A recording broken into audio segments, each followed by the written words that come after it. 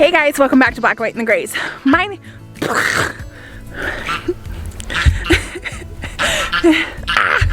my arm.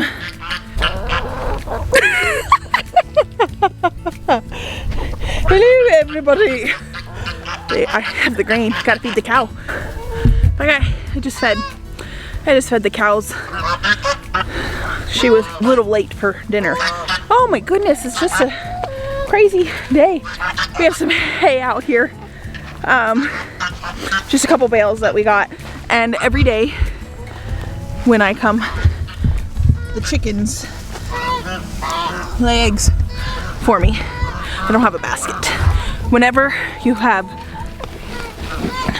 chickens and they lay eggs in random places and you don't bring a basket, you're taking a risk. Let me just set you up here. So the other day we were in, like a couple weeks ago, we were in a grocery store. These eggs are reminding me of this story. We have, I'm not sure which breed it is. We got a bunch of chickens last year delivered from Murray McMurray, and we got a breed that started laying white eggs. We are at the grocery store and we have chicken feed. A lady stops us and is like, oh, you guys must have chickens. And we're like, yeah, we have quite a few. And my sons all go, yeah, and you won't believe what color eggs that we are getting now. And she's like, what? And they're like, we're getting white eggs. And at that moment is when I realized two things. One, my children are so far removed from the traditional white store-bought egg that they think these are the coolest egg we have. And two, I guess we're doing something right, you know what I'm saying? Hello! Or who are you? This is Mary. She's Americana. She's a rescue. The rest of her flock got by a hawk a couple years ago, and she's missing some talons. She's a good chicken. She lays good for us. So anyway, that's my funny story. White eggs, they're all the rage, guys, don't you know? Oh my gosh, this is just a disaster. Can you see that chunk of poop on the fence this whole time? I don't know if you can. Okay, off we go. Before we get to our destination, do you see what got delivered? Oh yeah, this is pile 1 of 2. Also, we look like a bunch of hillbillies. The ice rink is melting. The geese have taken it as their pond. I would too if I was a goose. But I got, okay, so if you see, not my eggs. Don't leave these eggs, Kylie Gray. Okay, this white stuff is, here's a big chunk. That is perlite. When they delivered our compost, they were like, the white stuff is perlite, it's nothing. It's just from their potting soil mix. So we have a little extra perlite in our compost this year, which is, that's okay. All right, let's go. Oh, don't forget my eggs. Surely I won't forget these, right? It's a bit unlevel.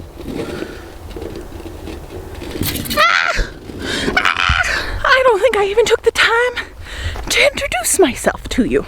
Hey guys, welcome back. Black, White, and the Grays.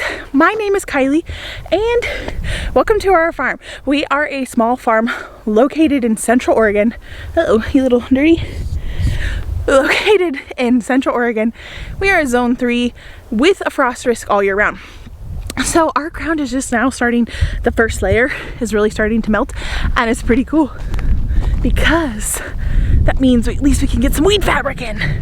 Still can't plant, or I don't want to plant because I did this to myself last year. March, the ground started to thaw and I planted and it just was too cold and it stunted it. So right behind me is one of the areas for our cut flower garden. This weed, the interns and I weed-eated a lot of the old giant tall weeds. If you have been following along with us for any length of time, you know that this was our cut flower area last year as well, and it ended up just being way too overwhelming for me, and I ended up letting it just go to weeds. We got a ton of flowers from it, a ton. That was a failure. And so this year we can only go up, hopefully get more and more flowers. So we have our volunteer, we have one volunteer, and she is trusty. She's our trusty volunteer, and she's quite a dear friend of mine at this point.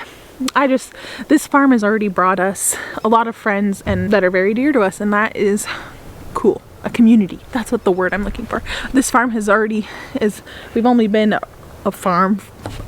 legit farm business for not even a year yet. It has brought in so much community, fun, and life to this area, to our farm, that it's so rewarding. Okay, so here we go. We got it. Our trusty volunteer staked out the beds, if you can see that, and our employee starts Monday. So less than a week, it's Tuesday today, less than a week our employee starts, and the compost, that pile that you saw is pile 1 of 2. We have another one over there close to where the high tunnel plot is. We still haven't decided on the dotted line, so we still haven't ordered our high tunnel yet, but it's coming, I tell you. All right, so this plot, these are the tentative plans. Are you ready? I am subject to change my mind because, hello, who doesn't change their mind here and there? Okay, so there's 5 rows, and we do 3-foot wide pathways and 5-foot beds. And the reason I do that is a traditional market garden has, 18-inch pathways, 36-inch beds. I'm almost certain. And I wanted to have 3 feet so we can get our big gorilla carts through. I wanted we have a main aisleway that's 6 feet wide so we can get the lawnmower tractor through, or the golf cart, and I wanted that. And then these smaller pathways we can branch off and at least get the big gorilla cart through without tromping over the beds. So that's why we do 3 foot, and we had the space for it. And then the 5-foot beds, I did it that way so you can, as you reach and lean over the beds, you could access half the bed from one side and half the bed from the other side. These we have elderberries. I planted, I believe, 20 elderberries last year along this fence, and I just went through with Lulu, one of our interns, and we examined them to see what we got going. So far, I see we have 18 plants, unless they have a stick. Let's just go show you. They have a stick that can break off, and it's just old growth. It wasn't blinded by the light. Give the camera a couple seconds to adjust. Some old growth, and we couldn't find the root system. So I found 18 of those, and 16 saw life. So there's 16 out of the 18 for sure are coming back. And here, we got to get some serious mulch down on these guys, but oh boy, not in garden shape yet. So here's one, and then they're planted all down the fence line. Okay, so then a 3-foot pathway. Oh, that stake popped out. So 5 foot wide, 50 feet long, and there's 5 of them. 5-foot beds by 50 feet long.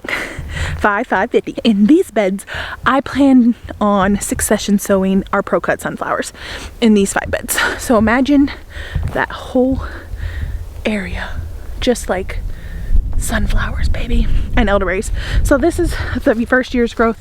We have total of 24.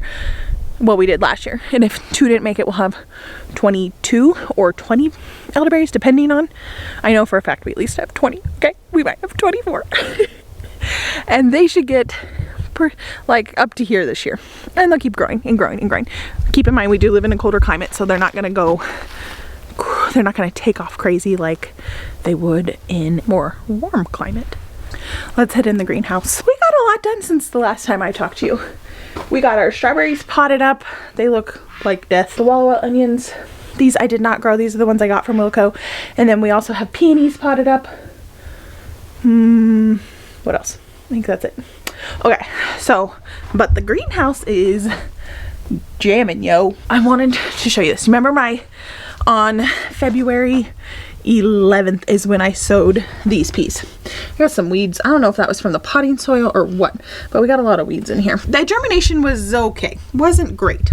In another video, I had told you I was going to do it every couple weeks to succession sow, and I thought my hypothesis was because it was so cold in February that 2 weeks at the end of February that they would be doing better, which ended up being true. So these I planted. These are the same variety, same pea, planted in the same way, just 2 weeks later. And look at the germination, it's so much better. So this was planted at the very end of February. This was planted mid-February. All right, so here are my onions, leeks, shallots. They are coming up. This guy got really thickly sown, but you can see onions start doing this and then they'll pop up. They curve and then they'll pop up, and all of them are doing pretty good. Got a lot of, I heavily sow my onions. This is the thing I do, and it works great every time. All right, so, oh my gosh, guys, I got to show you this. I'm so excited. We probably should get out and film the daylight, or during the golden hour, but I gotta show you this. Are you ready? Don't spill. Okay. I got some algae. Don't judge. Okay, do you see? I don't know if you see this. Do you see these? These are my Iceland poppies, yo. And the first ones up were my champagne bubbles. And then I was like, ooh, floret, none of my floret. I have the pastel meadows and the sherbet mix. None of them are popping up, and now they are. Germination is, they're still coming along. And I'm not babying these guys. No, there's no heat mat. There's no humidity dome, nothing. I'm not babying them. They're in my greenhouse. Below the other night in the greenhouse, 22. Not being babied. My lupin, just getting, some of them are getting their second leaves. And I have 3 trays of that. Also, another champ that I'm really loving this year is stock. They're doing pretty good too. This is my first succession sowing of those. I will have another succession. I should probably be on that right now. Also new to the party are my white dills. They are popping. My hollyhocks. Okay, this is the disappointment of the century.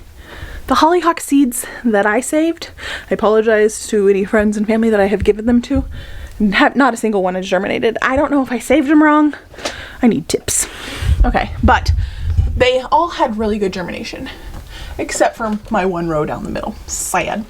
Then my bells of Ireland are just now starting to pop up, and this on this row is another row of stock. That's the vintage brown, and that didn't have the greatest germination, but it was okay. We're still waiting for the larkspur to join the party. I don't know if I did. I think I did something wrong because nobody is popping up. I don't know anything about larkspur. Okay, phlox are starting to germinate, just barely. The drumstick. No delphinium. They might need babied.